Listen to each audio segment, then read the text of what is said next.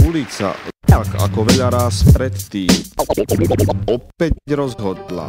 Cesty do neznáma idúce, šípky, smery ukazujúce, mosty, priateľov, nepriateľov prepájajúce, mreže, ploty, väzniace, chrániace, neznáme, skrývajúce v ústej, malé domy anonymov, rád za radom miznúce, pohľady poskytujúce, neopakujúce, energie do pera prúdiace, pohyby, tance, na papieri viaznúce, križovatky zo strán vytrčajúce, slobodu výberu zaisťujúce, počas jazdy maľby, na umenie poukazujúce, snahu jednotiť so skupín propagujúce, čiary, tvary, cez duše ťahnúce, pohľady do okien predstavy dávajúce, súdce na zamyslenie, do pohybu nastúpenie.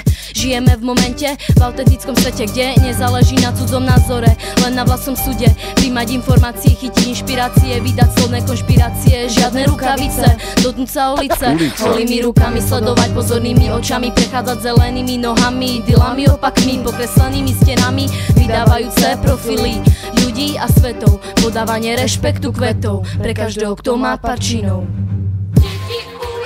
Ulica. Životom sa nechať zviesť je lepšie ako čakať, že bez nôh naučíš sa liesť. Pôdzovu dám vlastné tóny, sprosiť ťa do komy a my meniať sa zóny, plodiace milky, mýlim sa. Po noci sa plavím, blížim sa, stretávam domy, hlavy nad dolinami, úsudok kalný, vytmavím, tým riadím sa, len tak nestratím sa. Na vystreté nohy pád, základ nechajme tomu voľný spád a ešte krát dvakrát čo vidím, čo cítim.